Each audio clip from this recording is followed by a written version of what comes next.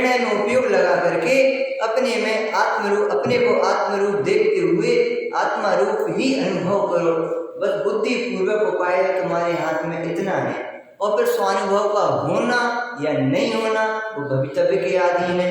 जो तत्व निर्णय में अपने उपयोग को लगाता है उसे बाद में रंज नहीं होता, तो उस कार्य के नहीं होने की योग्यता थी, कोई चिंता नहीं। ऐसी बात है यहाँ पर। इसलिए आप तो अपने उपयोग को तत्व निर्णय करने में, तत्व विचार में निरंतर धारावाही रूप से लगाओ, तो फिर आपको देखो तत्व निर्णय कर्तव्य है और स्वानुभव होना, सम्यक दर्शन होना भवितव्य है। क्या कहा? तत्व निर्णय कर्तव्य है, कर्तव्य की झोली में अधिकार मिलते हैं। क्या कहा? जो बेटा अपने पिता की आज्ञा माने, उनके अनुसार चले, उनकी परंपरा को आगे बढ़ाए, उसी को पूरी संपत्ति देके जाएंगे। तो जो सप्त व्यसनों में लगा हुआ है, चाहे जैसा प्रवर्तन कर रहा है, पिता से विरुद्ध चल रहा है, उसको सारी संपत्ति सौंपे जाएंगे, उसको सौंपेंगे? ये तो सब बर्बाद कर देगा। किसको सौंपेंगे? जो उनकी आज्ञा मानता है, उनके अनुसार चलता है, उसी को तो संपत्ति मिलती है। तो भगवान के मार्ग पे आगे बढ़ेंगे जो जीव, तो उसके लिए कर्तव्य क्या है? तत्व विचार और तत्व निर्णय कर्तव्य है, ज्ञानाभ्यास कर्तव्य है, सत्संगति में रहें, ये बुद्धिपूर्वक बताइए हमने। पर अबुद्धिपूर्वक जो मिलते जाएंगे तो मिलते जाएंगे। भोपाल में थे तो 1 महीने तक एक व्यक्ति पहचान का नहीं था, लेकिन हमारा तो रूटीन था, सुबह 6:30 बजे 7 बजे उठे, नहाया धोया और जो मंदिर पास में था, कमरे के रेंट से कमरा लिया, वहाँ 30वीं मंजिल पे जाके शांति से अपनी पूजन करते थे। मोक्ष मार्ग प्रकाशक जी ग्रंथ मिल गया हमारी मेरा भाग्य से, तो उसका बैठ करके शांति से स्वाध्याय करते थे। अब हम तो 1 महीने तक बराबर अपना करते रहे। 1 महीने बाद उसे मंदिर के माली ने कहा, भैया आप शास्त्र पढ़ते हो, और यहाँ एक सर है वो शास्त्र पढ़ते हैं, आप उनकी पहचान करा दो, करा दो, ले 5 महीने 6 महीने और रहे, बढ़िया स्वाध्याय कराने का दोनों टाइम 2-2 घंटे अपने स्वाध्याय चालू हो गया, और ज़्यादा हो गया, 4-6 भी और मिल गए। समझ में आ रहा है ना कुछ क्या कहना चाह रहे हैं? आप तो बुद्धिपूर्वक अपना कर्तव्य करो, आगे भवितव्य है, भवितव्य पे छोड़ दो, हमें चिंता नहीं, कोई मिलना नहीं, हम तो अपनी परिणति उठाना है, हमें तो बस ये चिंता है। तो मिलने थे निमित्त, सत्संगति का योग बनना था तो बन गया, 4 भी और मिल गए। एक व्यक्ति पहचान का नहीं था और फिर 50 लोग 100 लोग पहचान के हो गए। समझ में आ रही ना? इसलिए अपना जो कर्तव्य है उस कर्तव्य में बिल्कुल दृढ़ता से और लग करके आगे बढ़ते चलो, बाकी चिंता मत करो किसी चीज का। अरे किसान भी क्या करता है? किसान क्या करता है? बीज बो देता है और फिर उसके बाद कुछ करता नहीं करता है ना, बस वो तो 5 साल तक अनवरत उस आम के पेड़ में पानी डालता जाता, पानी डालता जाता, पानी डालता जाता, पानी डालता जाता, चिंता नहीं करता आम कब आएंगे, कब मोक्ष आएगा। और दूसरे दिन उखाड़ करके नहीं देखता मिट्टी को, आए कुछ के नहीं आए, ऐसा करे पागलों जैसी हरकत करे तो कब आएंगे उसमें आम? 5 साल बाद आएंगे आम। तो लेकिन 5 साल तक कितनी शांति रखता है, कितना संतोष रखता है, कितनी धीरता रखता है, और उसके बाद उसमें पुरुषार्थ छोड़ता नहीं है, पानी डालता जाता, पानी डालता जाता। ये योग्य कर्तव्य, ऐसा कर्तव्य जैसे उस पेड़ को लगाने में और उसको बढ़ाने में, उसकी सुरक्षा में, उसके पोषण में वो निरंतर उपाय करता जाता है, तो एक दिन उसमें आम भी आ जाते हैं, फल आ जाते हैं। ऐसे ही हम अपने स्वभाव को देखते हुए जीवन जीते जाएं, मोह राग देश आदि विकारों को भिन्न देखते जाएं, बस ऐसा भेद विज्ञान करते हुए जीवन जीते जाओ। ये 7 तत्वों का निर्णय ही आपको कब मोक्ष मार्ग को ला देगा आपको पता ही नहीं लगेगा, वो फल आपकी परिणति में प्रकट हो जाएंगे, सम्यक दर्शन ज्ञान चारित्र की। ऐसे यहाँ पर पंडित जी अपने को निश्चिंत कर रहे हैं, चिंता में नहीं डाल रहे, निश्चिंत कर रहे कि कारण रूप उद्यम करे, वहाँ अन्य कारण मिले तो कार्य सिद्धि होती है, ना मिले तो सिद्धि नहीं होती, तो उसकी चिंता नहीं करना। आइए, सो जिन मत में तो जो मोक्ष का उपाय कहा है, इससे मोक्ष होता ही होता है, यानी इससे क्या समझ में आ गया? अन्य मतों में जो मोक्ष के उपाय बताए हैं उससे मोक्ष नहीं होता, होते ही नहीं है, कोई व्यवस्था ही नहीं है। क्यों? जहाँ एक घड़ा उल्टा होता है वहाँ सारे घड़े उल्टे रहते जाते हैं। जहाँ एक अभिप्राय की मान्यता उल्टी होती है, जहाँ एक देव ही में ही खोट होती है, गुरु में ही खोट होगी, उनके शास्त्रों में खोट होगी, तो उनके एक एक वचन में खोट होगी। इसीलिए यहाँ जिन मत में जो मोक्ष का उपाय कहा है, इससे मोक्ष होता ही होता है। यानी ये निश्चिंत हो जाओ कि हम जो वचन पढ़ रहे हैं, सुन रहे हैं, समझ रहे हैं, ये कोई छोटी मोटी चीज़ नहीं। अब हो जाए तो हो जाए, नहीं हो तो नहीं हो, अपन ने नहीं मालूम भैया। ऐसा शंका नहीं रखना, ऐसा संशय नाम का दोष अपने जीवन में नहीं लाना। एक एक वचन को पढ़ते हुए, ये तो एक एक वचन औषधि है हमारे रोग का अभाव कराने के लिए, और इन वचनों को आत्मसात करने पर हमारा कल्याण निश्चित ही होगा। जब इतनी दृढ़ता अंदर में आएगी, तब वो वचन अपने लिए अंदर में कार्यकारी हो पाएंगे। आइए, इसीलिए अब जो लाइन जोरदार आ रही है, इसे पहले याद करना और उसका जीवन में अप्लाई करना। कौन सी लाइन आ रही है? जो जीव पुरुषार्थ से जिनेश्वर देव के उपदेशानुसार मोक्ष का उपाय करता है, उसके काल लब्धि व होनहार भी हुए और कर्म के उपशमादि हुए हैं, तो वह ऐसा उपाय करता है। इसलिए जो पुरुषार्थ से मोक्ष का उपाय करता है, जो पुरुषार्थ से मोक्ष का उपाय करता है, उसको सर्व कारण मिलते हैं और उसके अवश्य मोक्ष की प्राप्ति होती है, ऐसा निश्चय करना।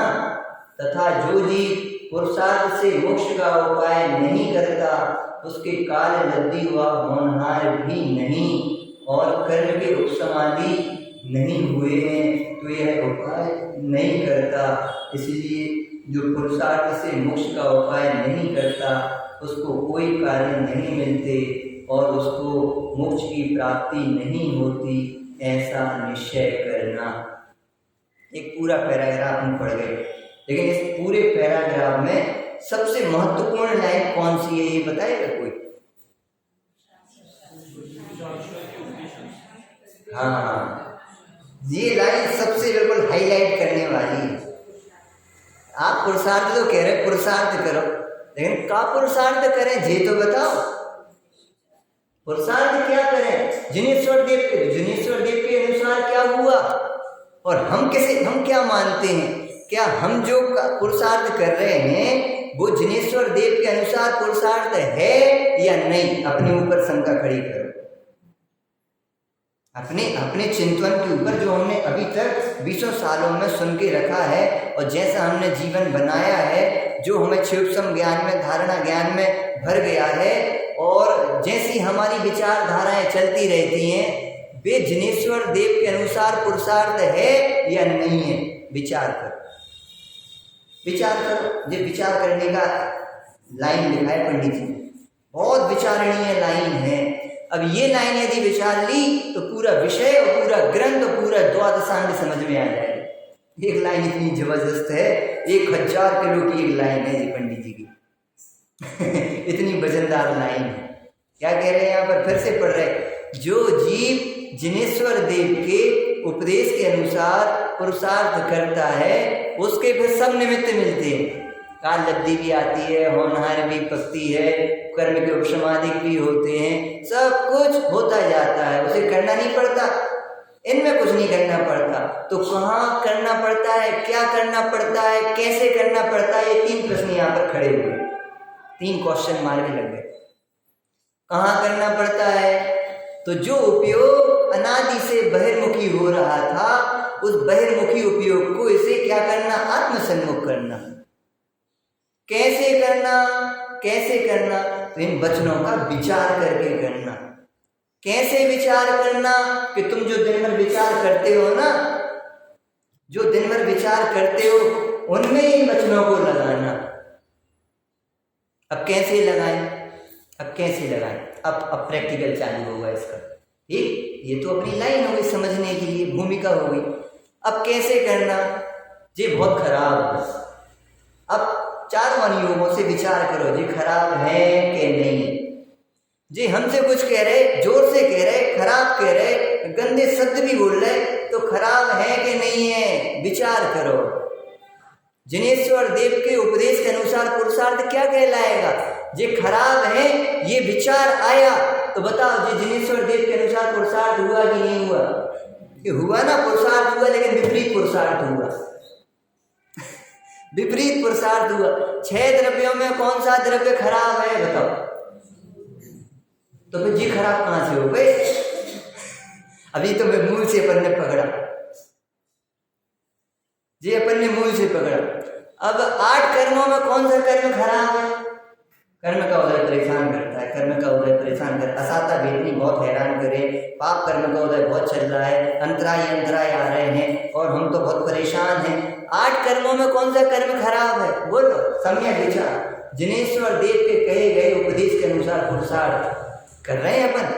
अब ऐसा विचार अपने लिए बनाना है।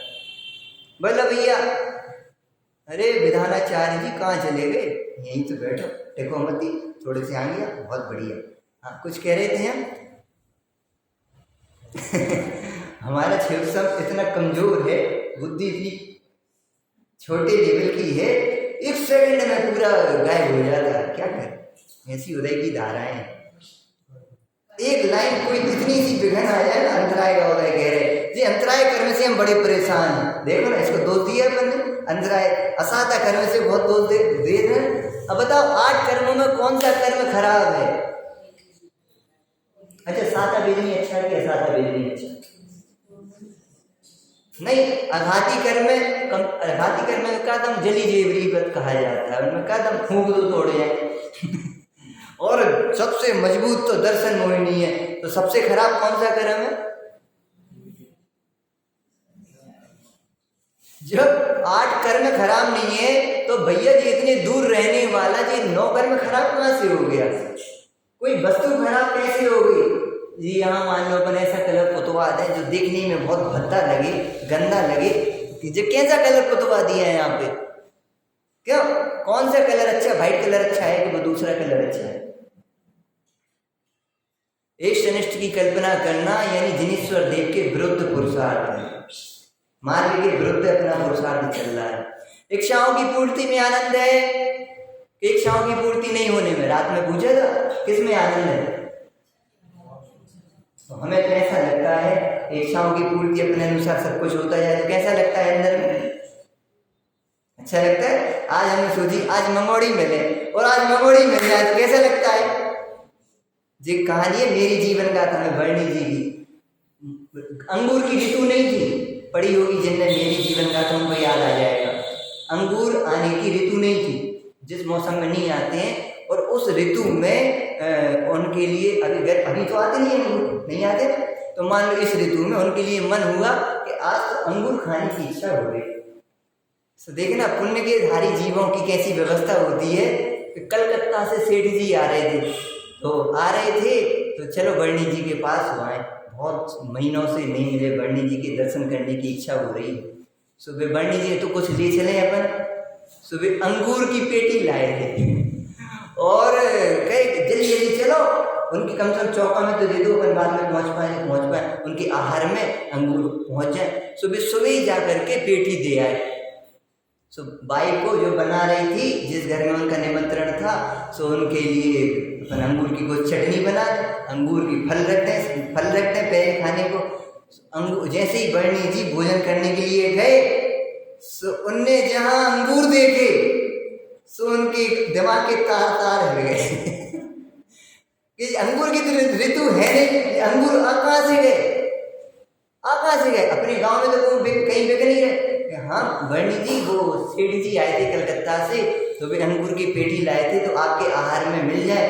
कि देखो क्या करें, एक विकल्प हुआ बस, और विकल्प की भी पूर्ति हो जाती।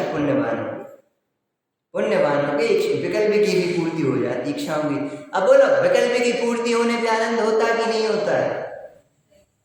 बहू अपने अनुसार चले तो कैसा लगता है?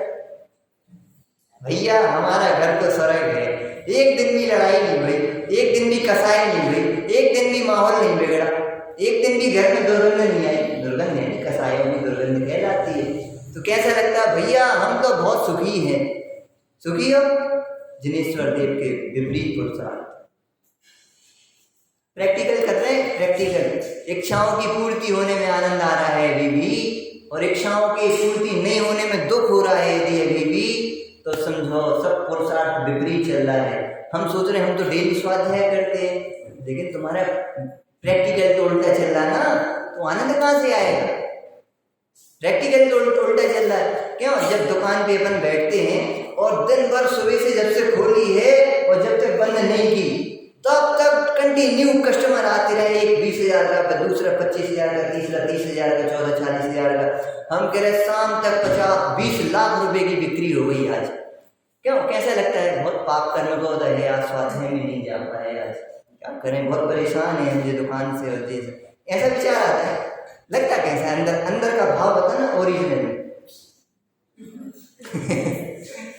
अंदर में खुशी बढ़ती जाती, 1 लाख 2 लाख 20 लाख, अरे आज तो माला माल के कंगाल। ना भगवान की याद आई आज, न अपने गुरुजनों की याद आई, न आहार दान देने का भाव आया, न ज्ञान दान लेने का और देने का भाव आया, न साधर्मियों की सेवा करने का भाव आया। ये परंपरा आगे चले कैसे चले, ना आहार दान कराने का भाव आया, न अंदर में 7 तत्वों के से भेद विज्ञान करने का भाव आया। जी आश्रव करके हम खुश हो रहे, बंद करके हम खुश हो रहे, यानी संसार बढ़ा के हम खुश हो रहे, माला माल हो रहे कि कंगाल हो रहे, निगोद की तैयारी कर रहे कि मोक्ष की तैयारी कर रहे। थोड़ा सा विचार ना, हम बहुत प्रैक्टिकल चर्चा करने का प्रयास करने का भाव होता है, हमें जैसे जीवन बनाने का भाव है, तो वही धारा चलाने का, घर में रहने का भाव। अभी भी आनंद लगता है घर में, एक भी विषयों को छोड़ने की इच्छा नहीं होती। तो जिनेश्वर देव के अनुसार पुरुषार्थ अच्छा लगता है, पुरुषार्थ हो रहा है कि जिनेश्वर देव के कहे गए उपदेश के अनुसार विपरीत पुरुषार्थ हो रहा है। ये शरीर अपना लग रहा है, आ जाओ थोड़े से अंदर आ जाओ, बाहर की बातें हो गई बहुत, अब अंदर आ जाओ। जिस शरीर अपना लग रहा है, अच्छा लग रहा है, अब इसको पोषण करने का भाव चल रहा है, अब तो ठीक है, अब तो बढ़िया बॉडी शॉडी बन गई। क्यों भाई? जिनेश्वर देव के उपदेश के अनुसार विपरीत पुरुषार्थ। अब तो अपना घर, पहले तो थोड़ी सी घर में कुछ नहीं था, टीवी नहीं थी, वॉशिंग मशीन नहीं थी और कोई बात नहीं मानता था। अब तो बिल्कुल एक चीज एक्यूरेट सब स्थान पे लगे और अब तो कोई परेशानी नहीं, सब प्रकार से सुख सुविधाएं हैं। अरे ये सुख सुविधाएं कितनी दुविधाएं का कारण बन जाएंगी, कितने दुख का कारण बन जाएंगी, पता है तुम्हें? कितने आर्त ध्यान का और कितने संक्लिष्ट परिणाम का कारण बनेगी, सत्य व्यसन का कारण बनेगी, कसाय वृद्धि के पोषण में निमित्त बनेगी। तुम इसे जिनेश्वर देव के कहे गए उपदेश के अनुसार पुरुषार्थ समझ के बैठ रहे हो। तुम्हारी तो सोच ही विपरीत है, अभी पुरुषार्थ का करोगे, सोच ही विपरीत है। पुण्य में धर्म की कल्पना चल रही, आ जाओ थोड़े और अंदर आ जाओ, भावों पे आ जाओ, भावों पे आ जाए। पुण्य में धर्म की हमें तो बढ़िया पूजन हो जाती, सुबह से हम तो 6 बजे से मंदिर पहुंच जाते और बढ़िया पूजन करते हैं, बढ़िया प्रक्षाल करते हैं, खूब परिणामों की विशुद्धि होती है और खूब बढ़िया स्वाध्याय चलता है हमारा तो दोनों तीनों चारों टाइम। और ये होता है हमारी तो सामायिक में भी खूब आजकल विशुद्धि बढ़ने लगी है। तुम विशुद्धि में ही संतुष्ट हो गए? कुछ कह रहे हैं, पकड़ना थोड़ा सा।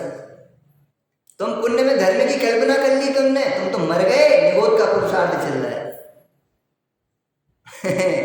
भैया पुण्य में जैसे क्या कर बोलने का प्रयास कर, रोटी का और धर्म का कौन सा संबंध है? रोटी का और धर्म का कौन सा संबंध है?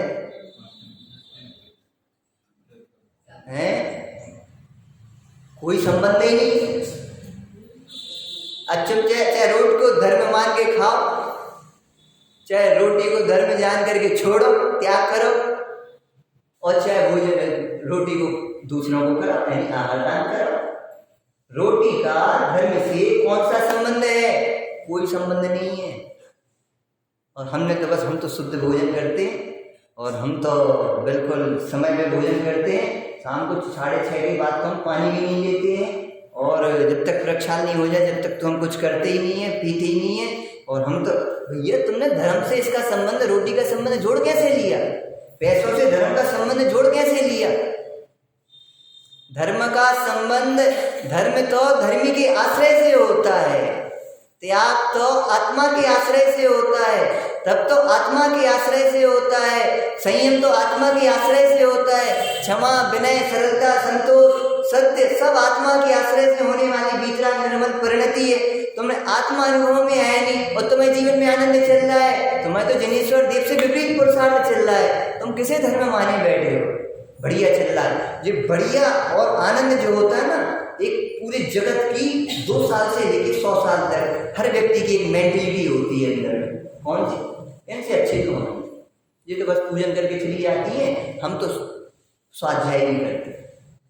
और अस्वाध्याय करने वाले, हम तो स्वाध्याय करते हैं, स्वाध्याय करते, ये तो स्वाध्याय सुन के चले गए, हम तो बैठ करके स्वाध्याय के बाद भी आधा घंटे उसका चिंतन करते, मंथन करो। चिंतन मंथन मन किए बिना क्या है? रोटी तुम 6 खा लो, उसको पचाओ नहीं तो क्या होगा? अजीर्ण होगा कि नहीं होगा?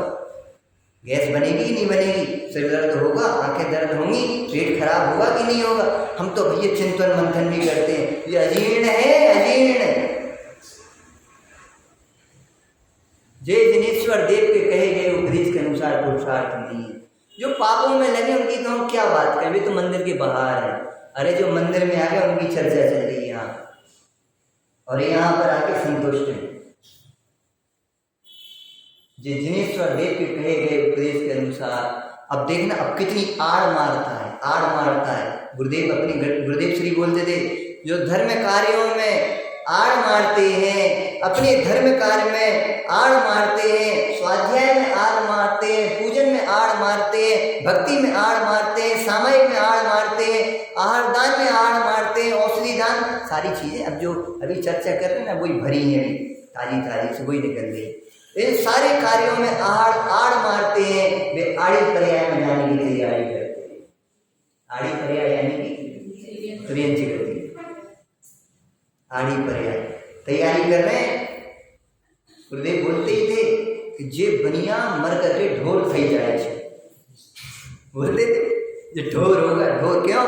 इतना पाप करता नहीं, घनघोर के नरक चला जाए, और ऐसा पुण्य कर नहीं रहा है साथ ही साथ देवादी गतियों में चला जाए। और जो 24 घंटे आज कचौड़ी बनाओ, आज पकौड़ी बनाओ, कल ममोड़ी बनाओ, कल जे बनाओ, परसों वो बनाओ। जी अजैन जितने आइटम नहीं खाते ना, अपन लोग जितने तमाम प्रकार के आइटम बना के खाते हैं, सही कह रहे हैं, बिका खा के जाने। हमसे पूछो कितने प्रकार के आइटम डेली खाने मिलते हैं। एक जगह गए हम, तो एक जगह देखो तो हमें तरस आ रहा था, वो बोल रही थी, हमसे ही बोल रही थी, अब बेचारे जी विज्ञान के तो घर है नहीं, बेचारे इन्हें कहाँ मिले। और मुझे सुन के ऐसा लग रहा था कि क्या बताएं, सिक्का पे हैं, तुम तो रोटी दाल खाती होगी, हमें डेली मालपुआ खाने मिलते हैं, तो हम क्या बताए कि बेचारे जी भैया अब इनको कहाँ मिले। और हमें तरस खा रही थी, हमें बड़ी हंसी आ रही है अंदर में, उसके यहाँ भोजन करें कि नहीं करें हम।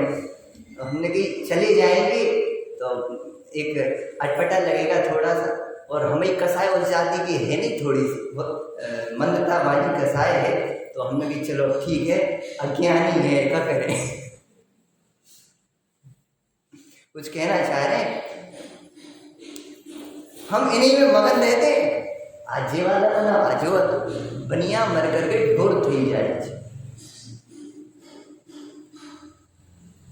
क्या करें, उसी में उसका उपयोग लगाता रहता है, और उसी में हाँ हम तो शुद्ध खाते हैं, शुद्ध खा रहे हो, परिणति भावों की तो अशुद्धता है, खाने वाले बन रहे हो, खाने वाले हो कि जानने वाले? जानने वाले नहीं बन रहे। जिनेश्वर देव के कहे गए उपदेश के अनुसार पुरुषार्थ तो हो ही नहीं रहा है, और विपरीत पुरुषार्थ बहुत हो रहा है। क्यों भैया? कोई व्यक्ति विपरीत दिशा में 120 की स्पीड में गाड़ी दौड़ाए, कितनी जल्दी अपनी मंजिल पे पहुंचेगा? विपरीत दिशा में 120 की स्पीड पे गाड़ी दौड़ाए, कितनी जल्दी मंजिल पे पहुंचेगा? और 120 की स्पीड पे दौड़ रही गाड़ी, इतनी तेज चला रहा है। भैया पहले दिशा तो सही करो।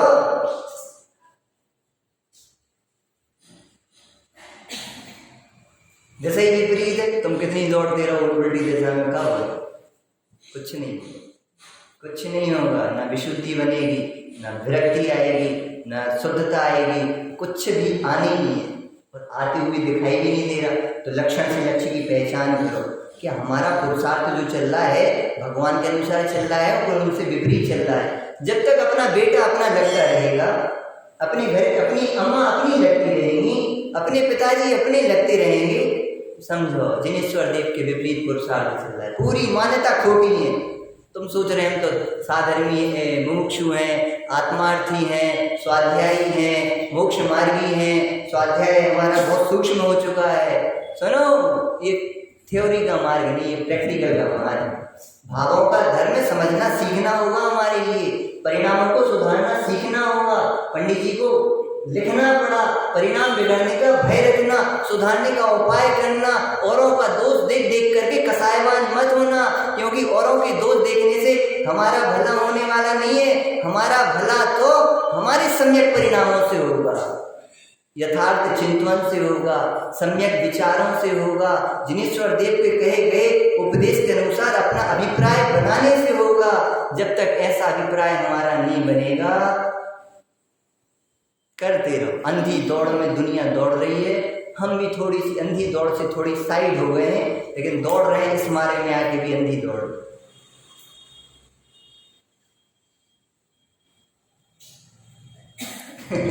तो समझ में आई ना? हमने एक लाइन बोली थी, 1000 किलो 1000 कुंटल की एक लाइन है ये, छोटी सी लाइन थोड़ी है, बहुत भारी लाइन है। इसको अपने पूरे जीवन का विषय बनाओ। ये बोल रहे समझ सुनाई दे रही नहीं दे रही, आवाज आ रही नहीं आ रही?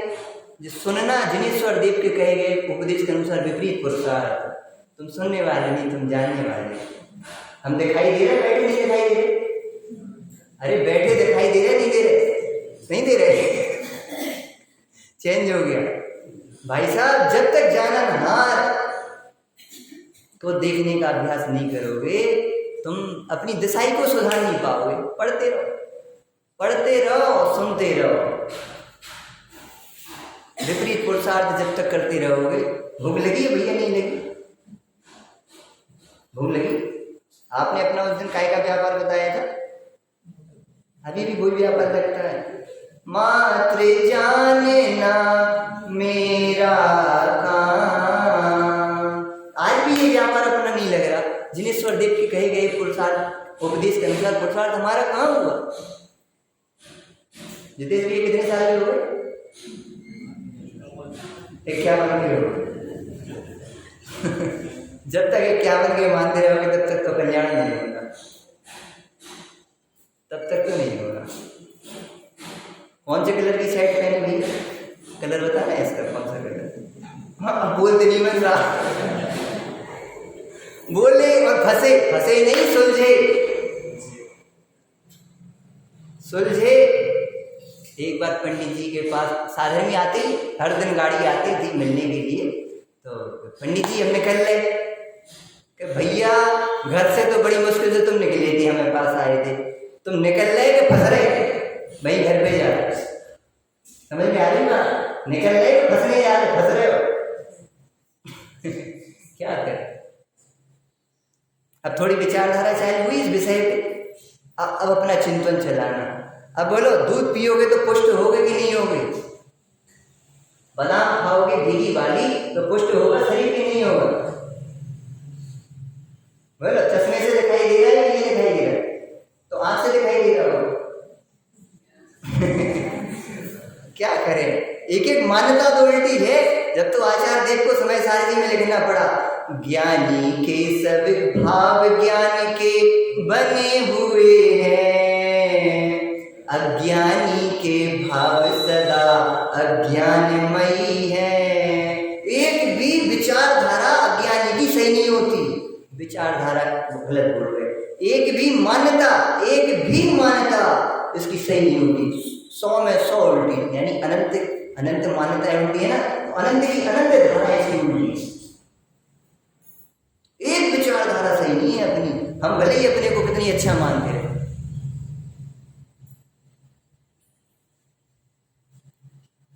मिथ्या संतोष निकलवा रहे हैं और मिथ्यात्व भी निकल रहा है इस अभिप्राय की समय विचारधारा। तत्व विचार के साथ साथ तत्व चिंतन अपना तत्व निर्णय अपना काम करता जाता है। कुछ कहा कारण शुद्ध पर्याय एक जिनवाणी है गुरुदेव श्री के प्रवचन, उसमें ये लाइन लिखी मिली थी मुझे जब उसका स्वाध्याय किया था। उसमें लिखी ये लाइन, तत्व चिंतन के साथ साथ तत्व निर्णय अपना काम करता जाता है और तत्व निर्णय ही उस सम्यक्त्व का बीज रूप होता है, नींव रूप होता है, वो ही मोक्ष मार्ग को खड़ा करता है। सम्यक दर्शन जैसे मोक्ष मार्ग की प्रथम सीढ़ी कही हुई है, तो ये समझिए उस सम्यक दर्शन का मूल तत्व निर्णय को कहा गया, तत्व निर्णय का मूल तत्व चिंतन को कहा गया। इसीलिए इतना बल है तत्व विचार तत्व निर्णय, इसको पंडित जी ने इसीलिए सबसे ज्यादा जोड़ दिया। पूरे ग्रंथ में व्रत संयम तप त्याग आकिंचन इनकी विशेष चर्चा नहीं की है, दयादान की। उन्होंने कहा करो भूमिका की योग्य होगा तुम यदि श्रावक होगे तो लगा दिया हमने, और श्रावक नहीं होगे तो भैया भ्रष्ट जीवन जियोगे और तुम तत्व विचार और तत्व निर्णय की बातें करोगे। बड़ी बातों से कल्याण नहीं होता है, छोटे छोटे कदम आगे बढ़ेंगे तो जरूर अपना कल्याण अपने मार्ग पे पहुंच जाए, मंजिल पे पहुंच जाए। कुछ कहना चाह रहे थे, क्या कहना चाह रहे थे? यदि हमारा तत्व चिंतन चलेगा ना दिन भर हर एक कार्य में, रोटी बेलते समय हम बेल रहे हैं कि अपने आप बेल रहे, देखो ना उसको, जो देखने का मार्ग है, बोलने का मार्ग है नहीं। सच्ची बात तो ये है, हमने इसे पूरा धर्म बना लिया है, बोलने का और गाने का। ना गाने का धर्म है और ना बोलने का धर्म है, देखने का धर्म है। देखो आत्मा को देखा जाता है, आत्मा को बोला नहीं जाता, आत्मा का अनुभव किया जाता है, आत्मा की चर्चा अकेली नहीं की जाती। अभी हम मना कर देंगे तो अभी लफड़े में आ जाएंगे। इसलिए बैलेंस, चर्चा भी करो, उसका चिंतन भी करो, उसमें चर्या भी करो। 3 कड़ियाँ बताई मोक्ष मार्ग में आगे बढ़ने की। कौन कौन सी? चर्चा, चिंतन और चर्या। एक दिन इसकी चर्चा हम कर चुके, इसलिए विषय को लंबायमान नहीं कर रहे। इसीलिए यहाँ पर जो पंडित जी लिख रहे हैं, जो जीव पुरुषार्थ से, तो तेरा पुरुषार्थ क्या है कि 7 तत्वों का निर्णय करने में दिन भर 6 द्रव्यों को देखो। एक उंगली हिली तो एक उंगली हिलने में हमने हिलाई है, कौन ने हिलाई? ये उंगली हिली ना, एक हाथ हिला है इतना, ये कौन ने हिलाया? क्रियावती शक्ति है। और भी कोई है? धर्म द्रव्य है, धर्म द्रव्य से हिले। और कोई है? बस 2 चीजें हैं बस। पुद्गल थोड़ी है, ये पुद्गल नहीं, ये हाथ पुद्गल नहीं, असंख्यात पुद्गल परमाणुओं का स्कंद। तो एक परमाणु नहीं हिल रहा, असंख्यात पुद्गल परमाणु का काम चल रहा है वहां पर। और केवल धर्म द्रव्य का काम नहीं हो रहा है, 6 द्रव्य है वहां पर। आकाश द्रव्य में नहीं है, काल द्रव्य से उसका परिणमन नहीं हो रहा है। अधर्म द्रव्य नहीं, यहाँ से यहाँ तो इतना रुका, तो उसमें अधर्म द्रव्य निमित्त नहीं बना। क्रियावती शक्ति नहीं थी जीव पुद्गल के परिणमन में, और जीव का जानना नहीं था। कर्म के उदय से ही तो हिला, पाप कर्म का उदय हिला था, तो वो दारा सिंह हाथ नहीं हिला पा रहा, मक्खी नहीं उड़ा पा रहा, इतना बड़ा पहलवान। हिला के बताओ हाथ, तुम हिलाने वाले हो, तुम करने वाले हो, तुम चलाने वाले हो, तुम सोने वाले हो, तुम रोने वाले हो, तुम पूरी व्यवस्था बनाने वाले हो, करो ना। तुम भोगने वाले हो, भोग के बताओ एक रोटी को, भोग के बताओ, रोटी से आनंद ला के बताओ। जो भी कल्पनाएं अपन जीवन जीते रहते हैं, बाहर में कहा जाता है, एक नाटक देखा होगा आपने टीवी में पहले, अब तो नहीं आता, बहुत पहले हमें छोटे में देखा, मुंगेरी लाल के सपने आता था। रात में सोता था और बढ़िया जोरदार हम राजा बन गए हैं, और फिर हम ऐसे हो गए, फिर हम ऐसी चल रही है। और जैसे ही नींद में ख्वाब देखते देखते लुढ़का पलंग के नीचे गिरा, तो लाइन पे आ गया, अरे हम तो वही फटीचर हैं, बेकारी सपने देख रहे थे, कल्पनाएं कर रहे थे। ऐसी कल्पनाएं कर रहे, हम करोड़पति हो गए और हम पुरुष हो गए। क्यों पुरुष हो गए? महापुरुष हो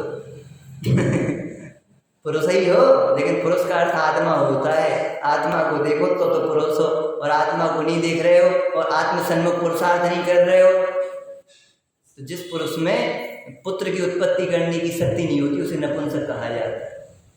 ऐसे ही जिस आत्मा में आत्मसन्मुख होकर के स्वानुभव उत्पन्न करने की शक्ति नहीं होती है, उस जीव के लिए आचार्य अमृतचंद्र स्वामी ने समय सारजी ग्रंथादिराज में पीछे, अब सर्व विशुद्ध ज्ञान अधिकार, सर्व विशुद्ध ज्ञान अधिकार, वहां कहा निर्वेद कत्वात्, नपुंसक है,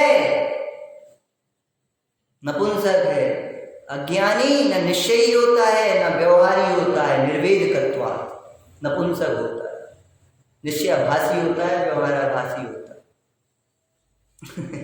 एक चाचा जी थे यानी आज उनकी मृत्यु हो गई, चले गए, आज उनकी मृत्यु हो गई, चले गए। तो चाची जी खूब रो रही थी, दुखी हो रही थी। घर में एक ही तो थे, अब हम कौन के बल पे रहेंगे, एक ही तो शरण थे, ये सब काम करते थे। लोग अपेक्षाओं के लिए रोते और काय के लिए रोते, ये हमें टमाटर ले आते थे, हमें टमाटर बहुत पसंद थे, आई समझ में, और तमाम प्रकार खूब रो रही थी। अब चाचा का इतना बड़ा व्यापार था तो वो कौन संभालेगा, सोचिए वहाँ भतीजा बैठा था, चाची तुम चिंता क्या कर रही, वो व्यापार हम संभालेंगे ना, तुम चिंता नहीं करो, तुम रो मत। और फिर दुकानदारों से इतना सारा पैसा लेना है, वो कौन लेगा, तो चाची तुम चिंता नहीं करो, हम देखेंगे ना, सारे पैसे हम लेंगे उनसे, ठीक है। अब वो उनकी इतनी बड़ी वो खेत की खेती बाड़ी वो जो बड़ी थी, वो कौन संभालेगा, कोई कब्जा कर लेगा, चाचा तो सब देखते रहे, चाची तुम चिंता नहीं करो, हम देखेंगे ना, हम है ना भतीजे। अब इतना सब उसमें सारे जो था ना उसका गुणगान कर दिया चाची ने। फिर चाची ने कहा अब चाचा के लिए वो 1.5 करोड़ रुपए का कर्जा था, वो कौन देखेगा, अब तो सब कुछ हमें संभालेंगे। 12 चतुर जो करोड़ों की जायदाद है उन लोगों से लेना है, और खेती बाड़ी है उसका पैसा वो हम संभालेंगे, और कर्जा कोई आके देवता उतारेगा, वो कोई दूसरा संभालेगा, कर्जा देने वाला कोई दूसरा होगा, लेने वाले हम हो गए। बात समझ में आ रही नहीं आ रही? नहीं आ रही। निश्चय को हम सुनाएंगे तो व्यवहार को कौन सुनाएगा, निश्चय को हम धारण करेंगे तो व्यवहार को कौन के जीवन में आएगा, समझ में आ रही है ना भैया। निश्चय तुम सुना दो, चलो ठीक है, व्यवहार देवता उतर के आके भी सिखाएंगे, समझ में आ रही नहीं आ रही? बैलेंस है, तुम्हें ही कर्जा देना पड़ेगा, तुमने लिया है तो तुम नहीं लेते तो कर्जा भी नहीं देना पड़ता। यदि तुम बोल रहे हो तो सांगोपांग बोलो, स्यादबाद शैली में बोलो, नहीं बोल पा रहे तो मौन हो जाओ, बोलना बंद कर दो, लेकिन एकांत की शैली मत चलाओ। एकांत का पोषण होगा, एकांत के धारी होंगे, एकांतवाद के धारी देखे जग में बहु तेरे, कल्पित नाना युक्ति बनाकर ज्ञान हरो मेरे। कौन सी कहाँ की लाइन है? मंगत राय जी की 12 भावना की अंतिम छंद की है, पढ़ी या नहीं पढ़ी? पढ़ी तो है कुछ भैया, याद करो, पढ़ो, डेली पाठ करो, पाठों के माध्यम से सब चीज़ें दोहराओ। आज इस वाली 12 भावना का पाठ करो, कल वैराग्य भावना का पाठ पढ़ो, परसों सामायिक पाठ पढ़ो, परसों निर्ग्रंथ भावना पढ़ो। नहीं पढ़ोगे तो अंदर में भावनाएं कैसे उल्लसित होंगी? अपने आप उल्लसित हो जाएंगी। पुरुषार्थ करना पड़ेगा तब तो भाव जागृत होंगे। हम एक दिन बोला हमारे तो पाठों के माध्यम से इस मार्ग में आगे बढ़े, नहीं तो आते ही नहीं, दुकान चला रहे होते बढ़िया भाई, 20,000 के 21,000 के 99 के चक्कर में पड़े होते, जीवन बर्बाद कर रहे। रात में 10 बजे आते थे, 1 घंटा स्वाध्याय करते थे, उसके बाद यदि नींद नहीं आ रही तो ये पाठ लेकर के बैठ जाते थे अपने कमरे के ऊपर, और बैठ जाते थे, पढ़ते थे, उसकी एक लाइन का विचार करते थे। वो उस समय की बात कर रहे हैं, 25, 24, 25, 23, 26 साल की उम्र के, और बैठे रहते थे तो 12 बज गए, 1 बज गए, और पार्टी की लाइनों को पढ़ करके आंसू बहते रहते थे। हम कैसा जीवन जी रहे हैं पागलों की भांति, कैसे पापों में इतना अच्छा समय मिल गया, इतनी अच्छी बुद्धि मिल गई, इतना अच्छा समागम मिल गया, इतनी अच्छी बात हमें समझ में भी आ रही, तो अभी हम अपने उपयोग को यहाँ ना लगा करके, ऐसा जीवन ना बना करके कहाँ अपने समय को बर्बाद, शक्ति को बर्बाद कर रहे हैं? नहीं, हमें अपना जीवन बदलना पड़ेगा। ऐसे तो सब जी रहे, कौन सुखी है? हमें अपना जीवन बदलना पड़ेगा, और उनके भावों को हमेशा स्वानुभवमय जीवन अपना क्यों नहीं बना पा रहे? क्यों नहीं बन रही ऐसी प्रवृत्ति हमारी? ऐसी विशुद्धता क्यों प्रकट नहीं हो रही है? ऐसा रस अतीन्द्रिय अंदर का से क्यों नहीं उछल रहा है कि हमारा जीवन यूं चले जाएगा? देखो वे निहाल भाई का याद करो, रातों रात जिस समय पूरा कलकत्ता शहर घोर निद्रा में सोता रहता था, वे अपने छत पे, घर की छत पे ऐसे रातों भर चलता रहता। कहाँ है वो नहीं बुझने वाली प्यास, कहाँ है वो पानी, कहाँ है वो ध्रुव तारा? हमें दिखाई क्यों नहीं दे रहा है? ध्रुव तारा क्यों दिखाई नहीं दे रहा? रातों रात घूमते रहते थे उस स्वभाव को प्राप्त करने के लिए, उस सुख को प्राप्त करने के लिए। अंदर में 24 घंटे ताला बेली मची रहती थी। उसको प्राप्त करने के लिए तीनों लोगों को छोड़ने तैयार थे, सब सुख सुविधाओं को छोड़ने तैयार थे। भोजन नहीं सुहाता था, पत्नी नहीं सुहाती थी, बच्चे नहीं सुहाते थे, व्यापार पूरा चौपट हो गया था। क्यों? मन ही नहीं लगता था। क्या कर रहे हैं? जीवन खो रहे हैं। और हमें तो एक आत्मा ही चाहिए। और सुनो, आत्मार्थी के जीवन में एक ही चीज उर्द होती है, आत्माएं नो कोस्तुना। हमें तो एक आत्मा ही चाहिए, तीनों लोगों में हमें और कुछ नहीं चाहिए। तीन लोग के रम्य भोग भी मोह नहीं उपजा सकते, चक्री इंद्रादिक के वैभव मोह नहीं उपजा सकते। देखो,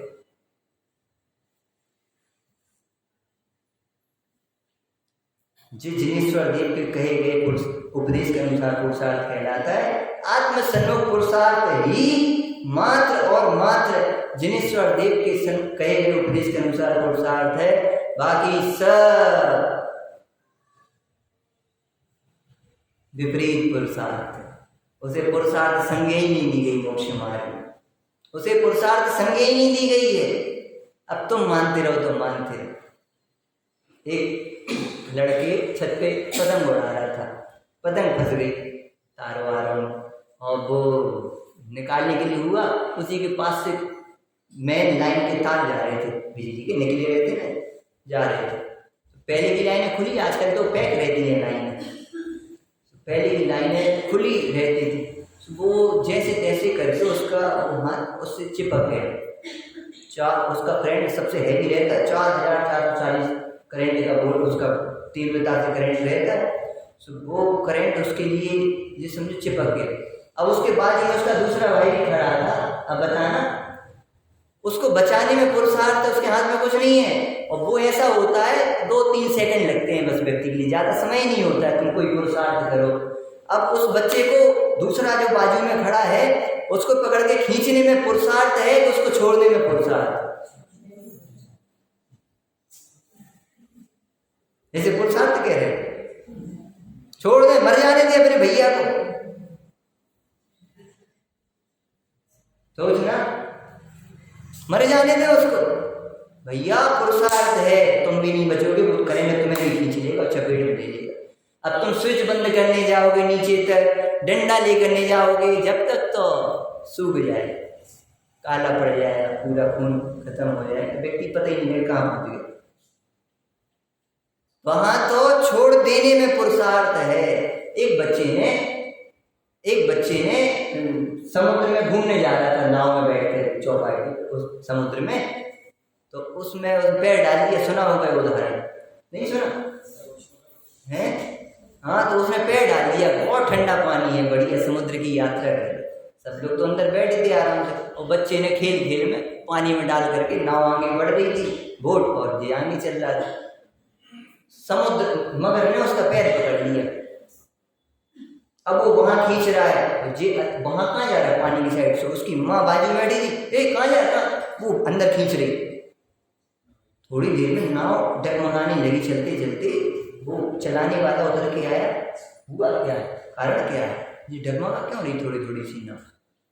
उसने पता किया, वो देखा मगर ने बच्चे का पैर पकड़ लिया। सुबह नाव चलाने वाला कह रहा छोड़ दो इसको, फेंक दो उसमें। वो मगर पूरी नाव पलटा देगा उसको, यदि रौद्र में गुस्सा आ जाएगा तो। छोड़ दो। माँ कैसे छोड़ दे अपने लाल को? माँ अपने बेटे को कैसे मरने के लिए छोड़ दे उस समुद्र में? मगर ने पकड़ लिया। बताओ, छोड़ने में पुरुषार्थ है कि पकड़ने में पुरुषार्थ, खींचने में पुरुषार्थ?